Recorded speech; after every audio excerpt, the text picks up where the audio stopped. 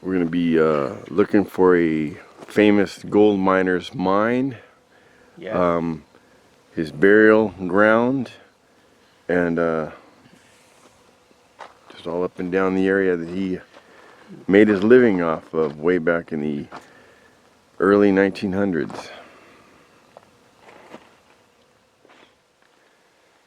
Beginning, it's all downhill, and way over there you can see where that would have been a waterfall. But we're reaching the end of summer, and everything might be dry down there. So around 2000, somewhere between 2000 and 2010, Joey was back here, and what did you see? Yeah, a couple of times. So a couple of times the water was running, and the funny thing was it was just getting light one early morning. I was crossing right here, and there used to be a campground. Well, I'll tell you, there used to be a campground here. It was a drive-in campground. I think it was called Dutch Louie. You can still see it on any map that's like maybe in like the 90s or earlier. You'd still see it. You know, there was a couple of tables and all the little roads were still here, but maybe there was like 6 or 8 spots here. But the creek was running, and I went to step across, and then the bottom of the creek moved, and it scared the crap out of me, and I jumped back, and there was about maybe like 2-3 inches of water, and it was maybe 3 feet wide. It was trout that were coming up from Pacoima Reservoir. And so I've seen trout in here, and then since another time I was here, there was water running, but I've also been back here when it's been completely dry, which I think we've got. So supposedly there's a mine right over here.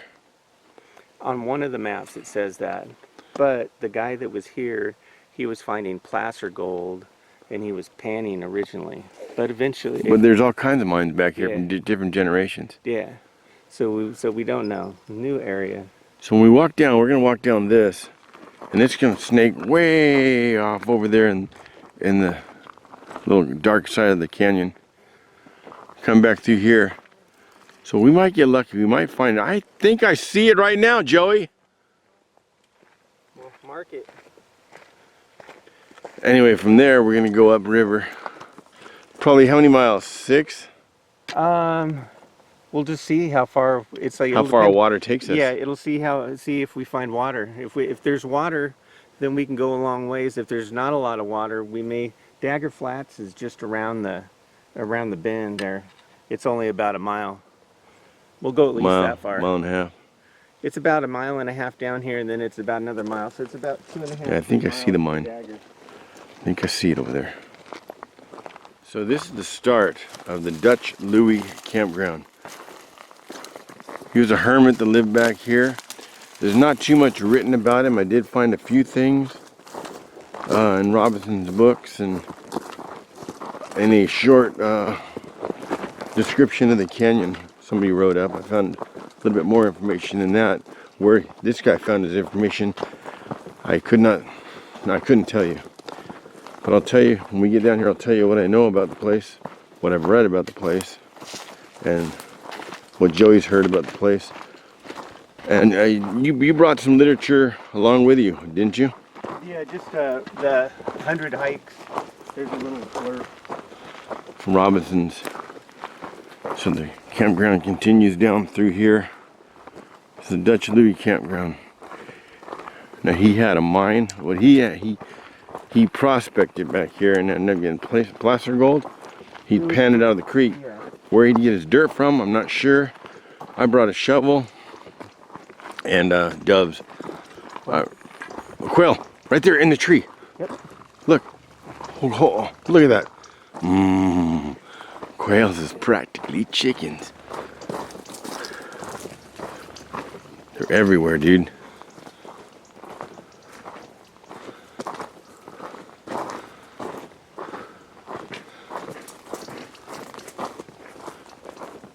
So he made his living off that gold. He didn't have no side job that I know of, that I read about. This was his main source of his livelihood. He spent his second half of his life back here. When you're in a really remote area that doesn't see a lot of foot traffic and you see dirt turned over like this, a lot of times it's deer or bighorns and they're getting wild onions. This would probably be a good place to find some wild onions. Usually no more than 3 inches under the surface. Usually between 1 and 2 inches. So we're at the main creek bed and zero water.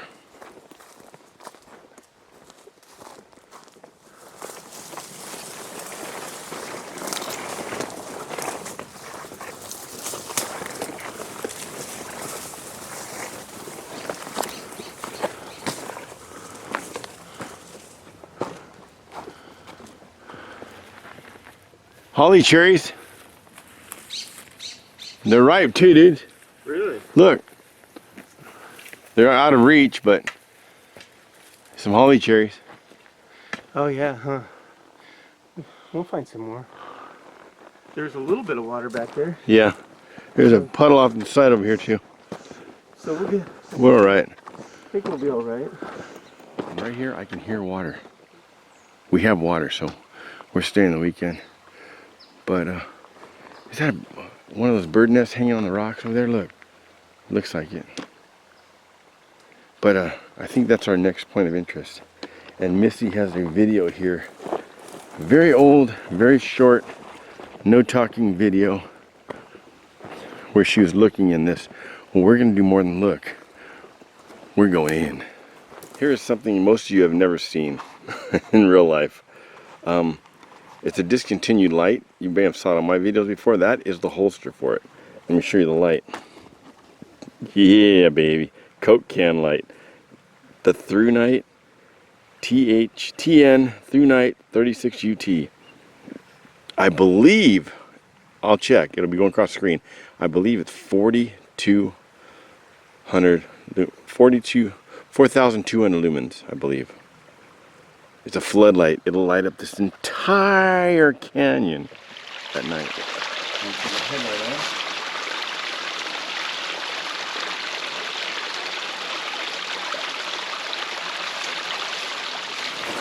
You hear it? Yeah.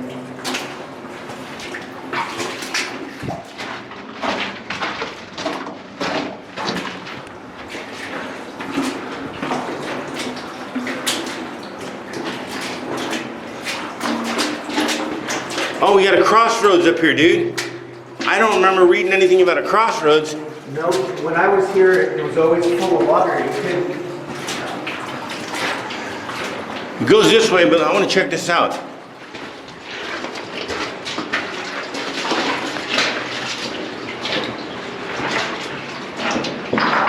Frog! Frog, dude! There's a bunch of frogs back here.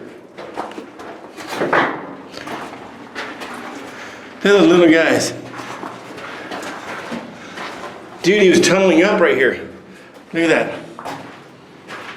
Eee! Oh, I've seen this picture, dude. I've seen the picture of this. Joey, I've seen a picture of this related to Dutch Louie. I've seen this picture right here. I'll find it and I'll show you where I found it. But yeah, I've seen this photo.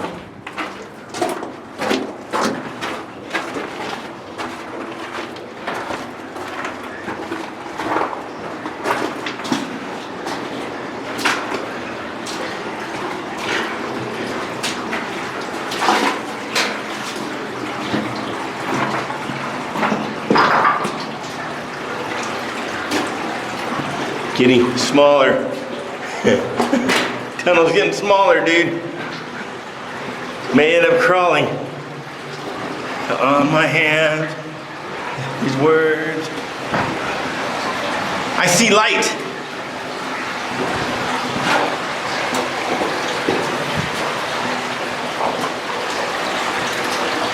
Yeah, I see light, dude. Or maybe it's just the light bouncing off that boulder. But it looks like it. Whoa, Crawling time.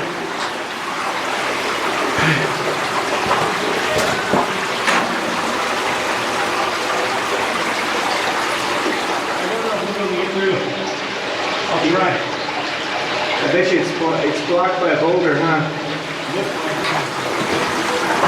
Is it blocked?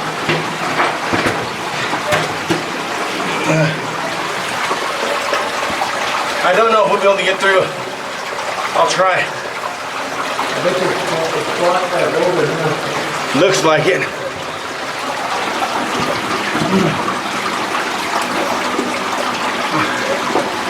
Shit, I'm laying in the water now. Yeah, I think that's it. You can't go all the way through.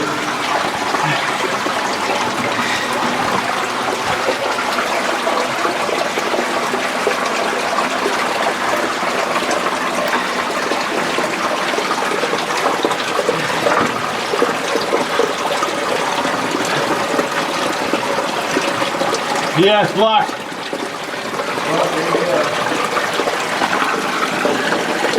It's blocked by a cave-in. We'll show you the other side though. This is gonna suck backing out because I'm actually laying in the water.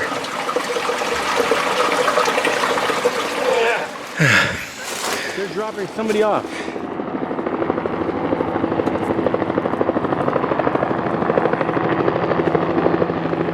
Look at this. Something's going on in this canyon. Directly on the other side. And we don't see the opening. It may have collapsed. No? It wouldn't be this far, I don't think, right? No, no. It would be right here where this is. It would have been right in here. Oh, there's another one. Lost to history. Lost to history. There's a bear in the area eating those holly cherries. They're delicious. They have a big pit. So I'd say the pit is about 400 thousandths in diameter, and the meat in between the skin and the flesh of the fruit itself is maybe 150 to 200,000. 200,000 is a really thick, juicy, full berry. It's about 100 to 150 thousandths around the pit. So it's mostly pit. So you be careful when you're biting. You'll break your tooth. But just bite them softly, roll them around your mouth, take all the meat off, and spit the pit out. They're delicious. They grow all over the San Gabriels. That's a good trivia one right there. What movie is that from? Raising.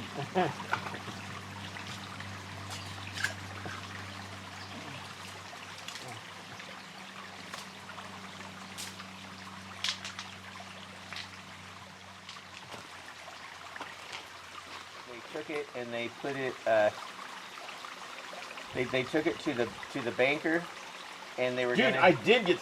I got some. I got color. Good color. But they went to the bank, and what was the name of the banker? Oh, I forget. The same old guy though. Had glasses. When he first came to town, he was fishing and she was fishing, and they made friends. And her dad wanted to. Dude, there is. I got gold. Look, right there, dude. You need like a Right little. there. You need a little tweezers Look, to pick it right out. there. Yeah, do you need a little tweezers to pick it out? Look. You want a tweezers? This weekend's gonna pay for itself.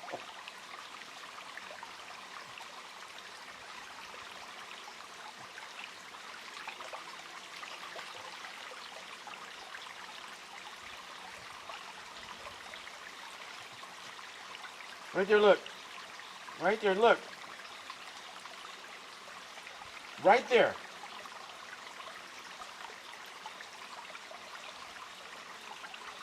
Hell yeah. Give me it. First pan of gold that I dug out. First pan, and look. Let's see, where is it? Right here. A little picker right there. I know it's small, but it's the first pan. Right there, middle of my nail, center down. See that?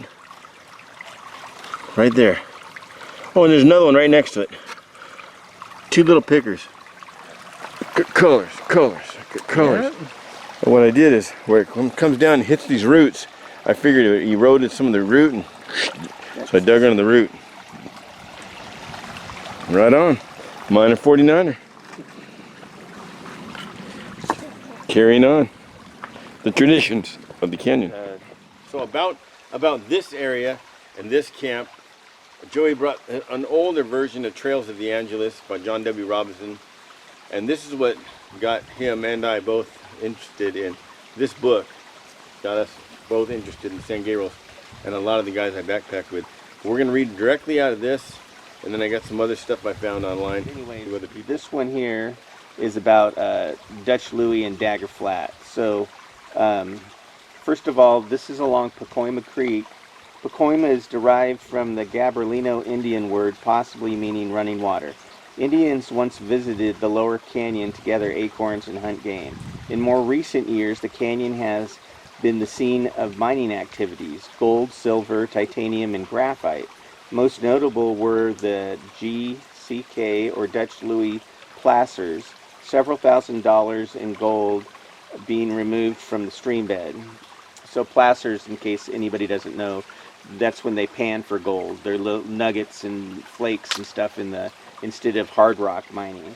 Like I was doing here, same way, but they dig a lot deeper. They've got to get more into it. But you saw how easy it was for me to pull a few flakes out of this.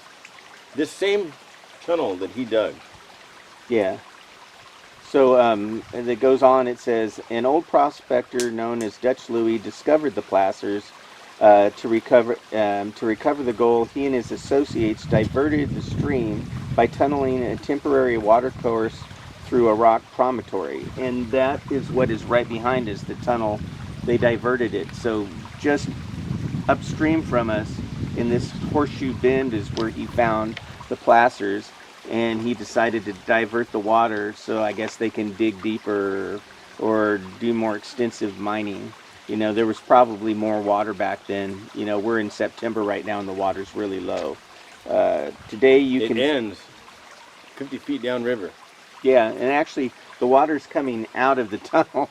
Yeah, it's coming out of the tunnel. It doesn't flow on the other side. Yeah. So it's from a spring inside the mountain. Yeah. There's probably some water running in the lower below the stream bed, but this time of year it's like you don't see it. We saw some muddy spots in where the canyon gets narrow around some of the turns, but that's about all you see except for the water coming out of here.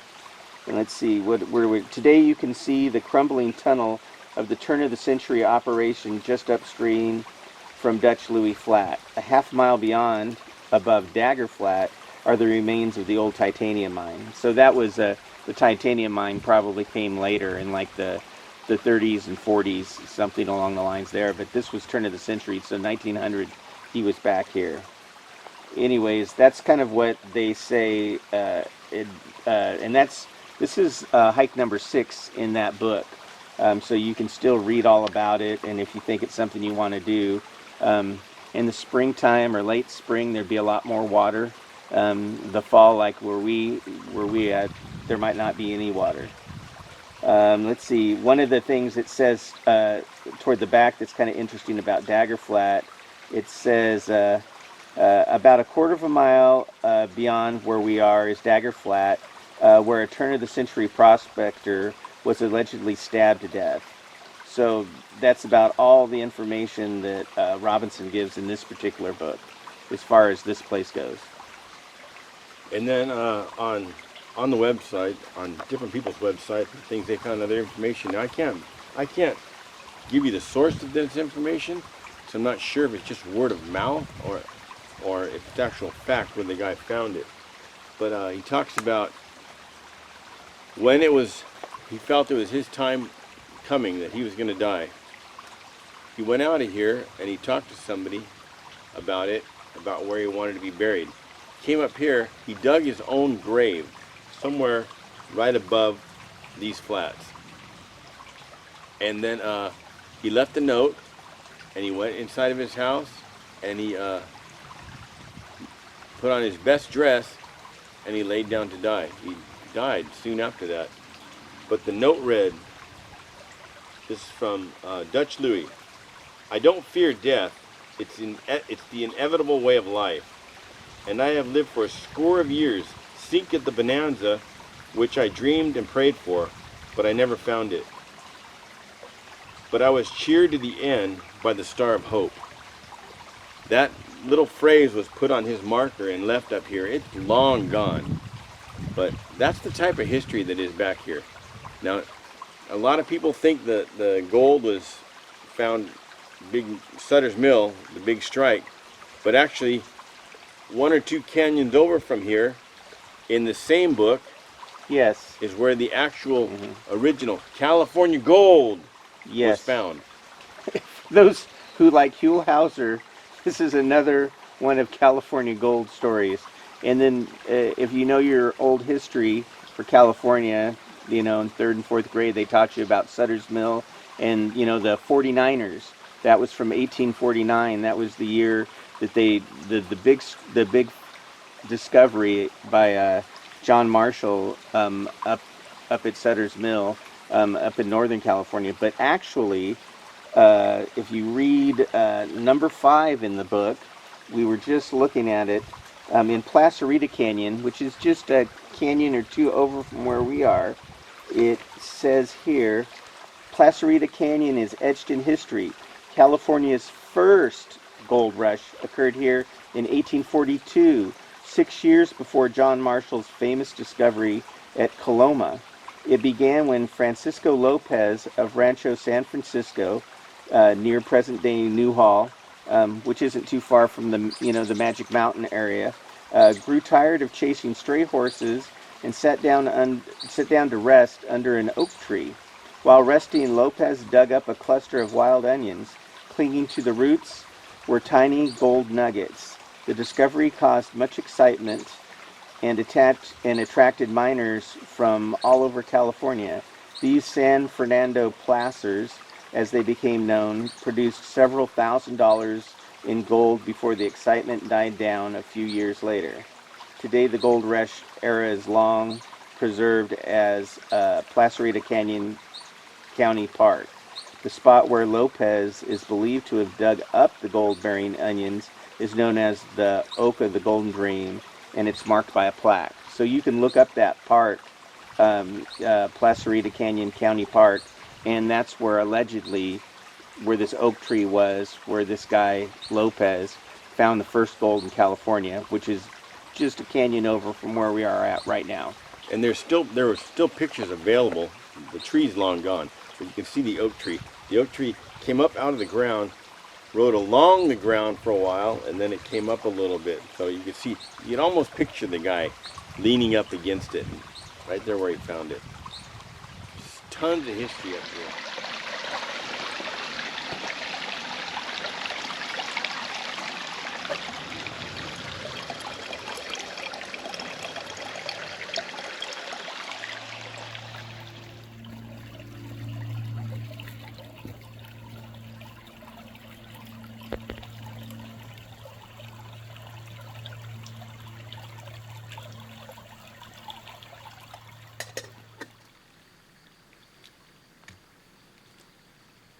You sound a little bit like a... There you go. Shallow grave. Here, I'll hold this. You spoon out as much as you want. Go ahead. There's the spatula right there. Don't. Unadulterated. You can call me Long Spoon.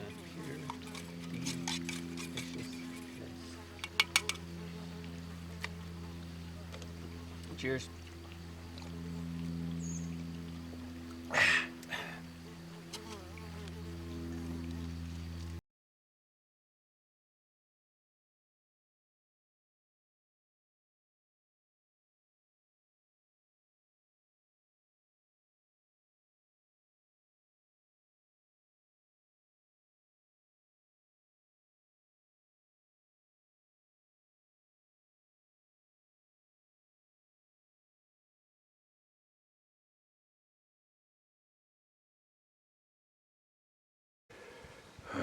A great night's sleep.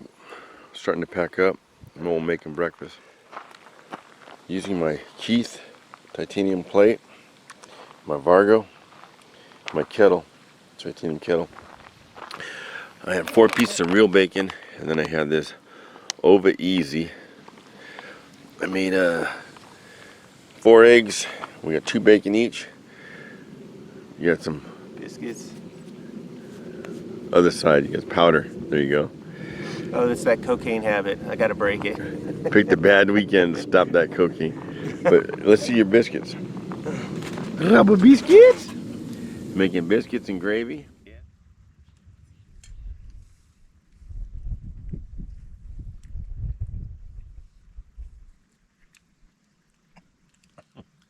I like that little bacon behind the...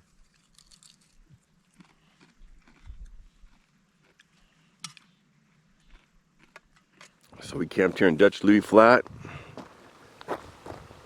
right above the where he tunneled for the water. You can find that on most maps. If not, you walk all the way down and go upriver from where we took off. Go upriver a couple miles. As long as you stay close to the water, you're gonna hear that. Can't miss it. I heard it from way back there. All those light green ones, those are all holly cherries. And they're loaded. Look at that, they're loaded.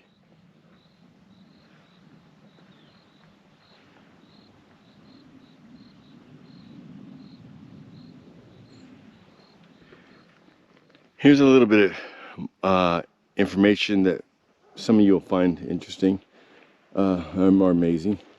But we met a woman up here, young woman, lives in Palos Verdes. Yes.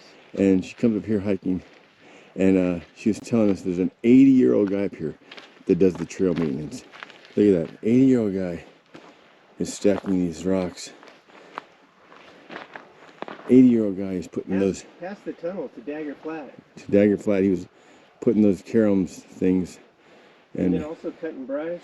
Yeah, Yeah. cutting brush. And 80-year-old guy. Now, look down there below. You might hear the dog barking. I can hear him. But that's that ranch. The ranch. There's one light still going over there. From over this way, you can see the fence and stuff. But the road, when it splits up, goes down there. They have a gate, key to this gate. They can drive down to their place. Here's a dog. But yeah, look at the... it looks like the property is on that side of the river. So the river goes down here. So you could probably just follow that trail right past their property, unbothered, and go all the way down to the reservoir. There's the road. We're headed back. We're almost there. I'd say another 15 minutes.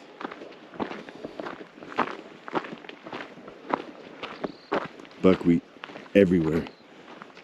That's that stuff that, what is it called?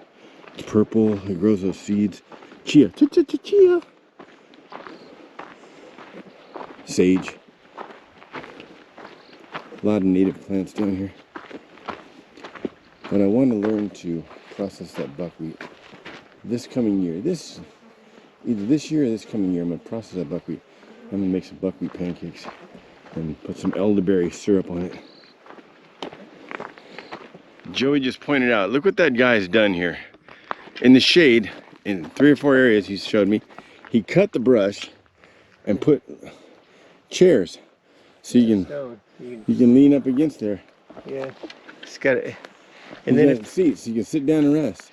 And then in the afternoon, if the sun's over here, you got shade. You're sitting over here. What's that up there? That's the high trail. What's that go? Yeah. That's the one that goes back to Dagger Flat. That's the Mendenhall Fire Road. Right on.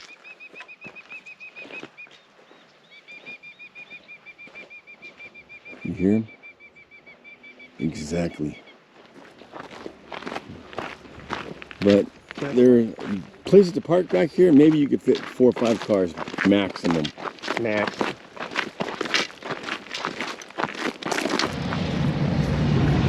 there's the woman we met. Here's where we park down here.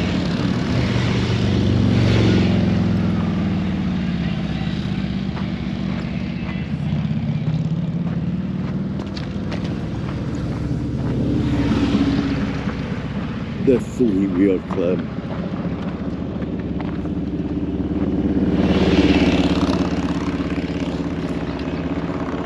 Joey, back in our day, you'd be laughed out of the club if you shoot up with a three-wheeler. I know, the tricycle. Except for that one guy that had the skull on his. Whenever he drove by, you heard that music. Wah, wah, wah, wah, wah.